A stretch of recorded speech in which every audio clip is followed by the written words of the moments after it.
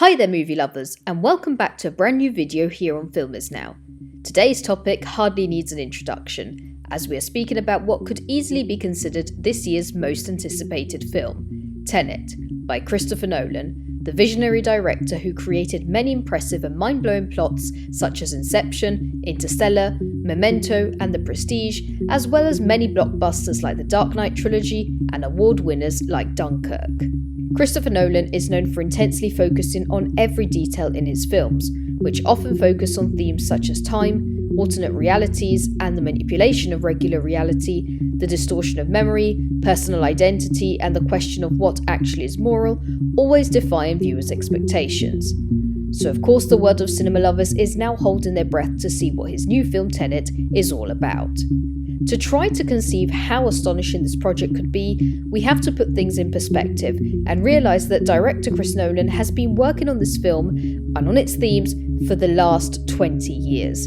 The last time we heard of him working on a plot for a mere 10 years, we got to see his mammoth film Inception, considered by many one of the best films of all time. So with Tenet, we could be in for a treat. But what is Tenet all about? What does Tenet even mean? What do we know at the moment?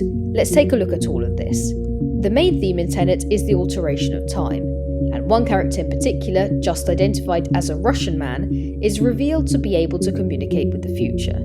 Of course, the promotional material doesn't specify how exactly this alteration of time is implemented within the plot, but it is revealed that the concept of alteration of time the characters are dealing with is not simple time travel, but something called inversion, with which the normal course of time, with past, present and future, shifts dramatically.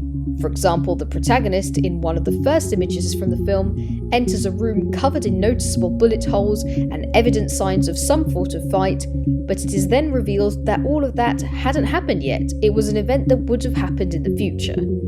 This bending of time and reality has also been introduced to us with reversed images.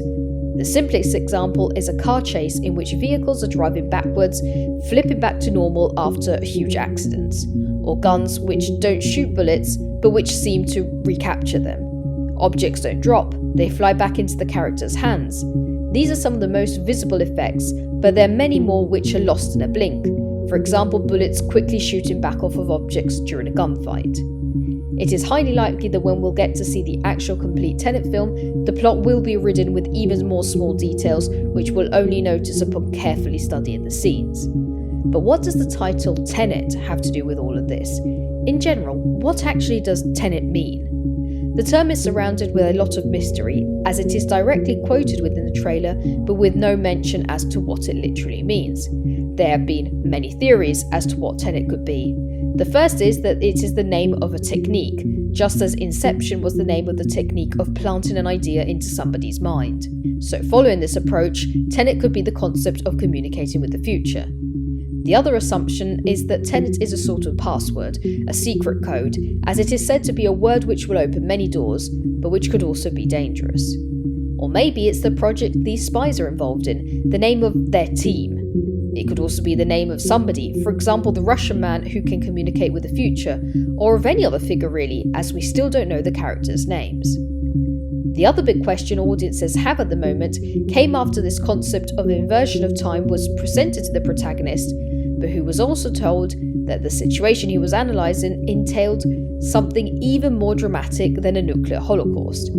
Of course, when that was revealed, people started questioning what could even be worse than the total destruction of planet Earth. Knowing Christopher Nolan's previous films, the answer to this dilemma will probably be something more sophisticated than a simple huge explosion, and probably something about consequences of the negative effects of tampering with time, the time continuum being changed forever.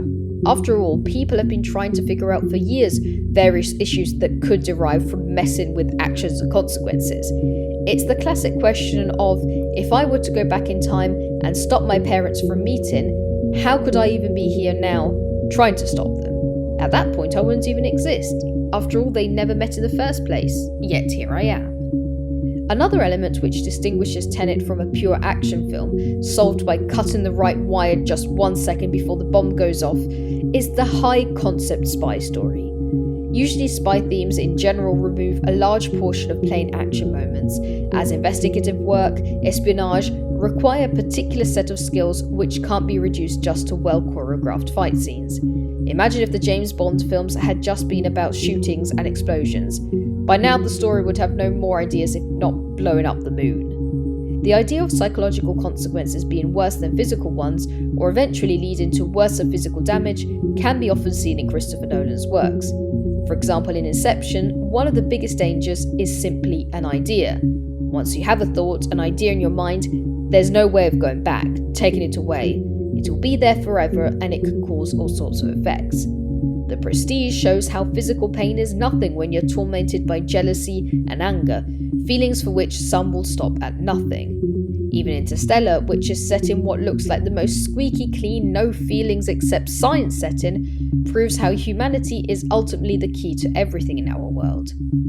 Actually, because of the similarity in ambience and themes to previous Nolan works, many have suggested that Tenet could actually be a continuation to previous films, in particular to Inception. But the chances of Tenet being a sequel are very, very slim. It's not a typical Nolan choice, except for within a planned saga such as the Dark Knight trilogy, and also films like Inception are astonishing and beautiful because of their cryptic plot and thought-provoking ending. Suddenly bringing back the story would ruin the whole effect the film tried to convey. The question of Tenet being a sequel has been brought up to everybody possible tied to the production of the film, and John David Washington eventually said that the films aren't tied in the way you'd think, but they are more like in-laws. Trying to decipher this metaphor, we can gather that there will be theme similarities, but that's probably where it will all stop. And there's no way of getting more information out of the cast, as the actors were the first who were asked to keep as little information from leaking, even with Nolan locking them in a room before they could take a look at the script.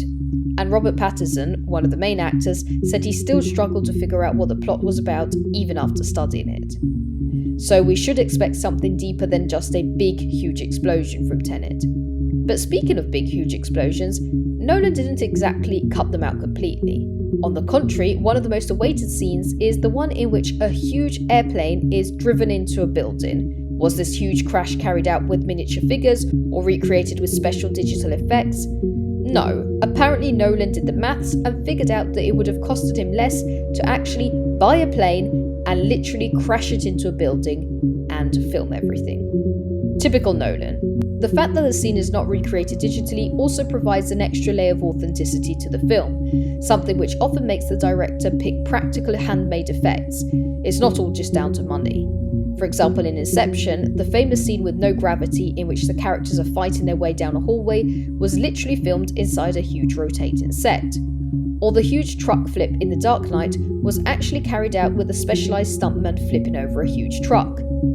Also, Nolan loves to film with a very particular camera, called an IMAX camera. Without getting into the specifics, it provides a wider and much clearer image, so it's perfect for particularly epic scenes. For example, the opening scene from The Dark Knight Rises with the airplane hijack is filmed in IMAX and looks absolutely fantastic in IMAX cinemas. It's also a camera which films on actual physical film reel. It doesn't record digitally. This is an old school technique many directors, including Tarantino, love and strongly defend, as they say that the image quality is much better on film. The problem of shooting on film and picking up every detail very clearly is that you have to make sure every small detail is perfectly curated, even in huge shots, because the camera and the human eye will pick those details up. For example, Nolan has said that if you were to have a scene with a crowd of people from a few centuries ago, and some of the characters in the back of the crowd were wearing cheaper costumes made out of modern material, that would immediately stand out with a camera like his beloved IMAX camera. This means that every small detail in his films is minutely curated, and we shouldn't expect any less from Tenet, as the airplane crash will be just one of the many stunning moments. By the way, saving money by crashing a plane was not the first time Nolan's calculations came in handy, as the huge cornfield, which plays a big element in Interstellar, was actually planted just for the film. And then they actually made money by selling that corn afterwards. But now let's move back to Tenet and take a look at the cast. One of the first big differences from other typical Nolan films is that there have been many changes amongst the team working close to him. He's often been known for working over and over again with a few select people, for example Hans Zimmer for the music, Lee Smith for the editing, or even with the cast, with many recurring actors like Christian Bale, Tom Hardy, Cillian Murphy. But this time, along with some old faces like Michael Caine, basically Nolan's lucky charm, the two new and most unexpected faces are the protagonists, John David Washington and Robert Pattinson. Although John David Washington is the son of famous award-winning actor Denzel Washington, he has never had to go through the phase of criticism because of a possible foot already in the door. On the contrary, many don't even associate him with his father and appreciate him just for his performances. His most famous role, and the one that made Nolan immediately want to get on the phone to speak with him about his projects, was Spike Lee's Black Klansman, in which he portrays a real-life policeman who back in the 70s managed to infiltrate the KKK, basically the world's most infamous racist group. The other main actor in the film is Robert Pattinson, who after years of being haunted by one of his first career roles as Edward in the Twilight films, proved he is much more than just his first steps in the film industry and is now starring in one award-winning film after the other. Recently he was alongside Willem Dafoe in the incredible horror masterpiece The Lighthouse, but he has also proven his abilities in gripping dramas such as Good Time, a masterpiece to watch if you loved Uncut Gems, as well as various roles in all sorts of high-profile films. Oh, and he's also been picked as the new Batman. So of course everybody's now curious to see his role here in Tenet. But when will we actually get to see Tenet? Because of current events, the whole cinema industry has been shifting the way films are being released. Some of this year's big titles such as Capone and The Invisible Man have been released directly online, while the release of other films has been simply pushed to the winter or to next year. Tenet is in a delicate position because already it wasn't supposed to be released with the other autumn films, but right in the middle of the summer, towards the end of July, Nolan's lucky time slot in which many of his films have been released, and also the time of his birthday. The problem is that many cinemas are not open at the moment and will not be open for that moment. So to push to Christmas or to not push to Christmas, to release it all online or to not release it at all if not at cinemas. All of this, of course, with the mindset of a possible Oscar victory here, and the Academy also accepted nominations for online films for this year. Nolan has often been harsh about watching films online. His titles are available in streaming, but he always insists that the cinema is the only real way of watching a film. The first Tenet trailer even had a message at the end saying that even the trailer is best seen in cinemas. So it's definitely improbable that he will suddenly release this film online, especially because in many countries things are starting to return to normality. Because of Nolan's point of view on the way films should be seen, nobody would have ever expected that the most recent Tenet trailer would premiere at a Fortnite party. Yep, although Nolan is a cinema purist, he knows how to spot a good marketing opportunity, and in the end the number of people watching that trailer was huge, including many who would have never considered looking it up otherwise.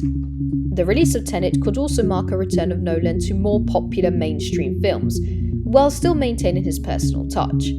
For example, his last film Dunkirk was a very well put together war drama which won many awards, including quite a few Oscars, but which didn't really attract huge crowds because of the topic. It was more of a personal project the director had wanted to carry out ever since his wife and him had been on the site of the Battle of Dunkirk many years earlier.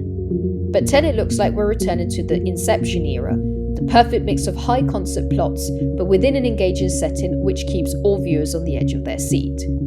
For now, we'll just have to wait and see. And what about you? Are you excited about this new Chris Nolan film? Do you like his films in general? Let us know all your thoughts on the topic with a comment down below. And remember, if you want to be the first to get to know all the latest news about the big and little screen, make sure to subscribe to FilmIsNow and don't forget to tap the notification bell to be kept up to date across all your devices. And if you're looking for some cool movie-inspired merch, why don't you check out all the t-shirts and hoodies on our online store? Click the link right below this video and get one for yourself or as a gift for the other film lovers in your life.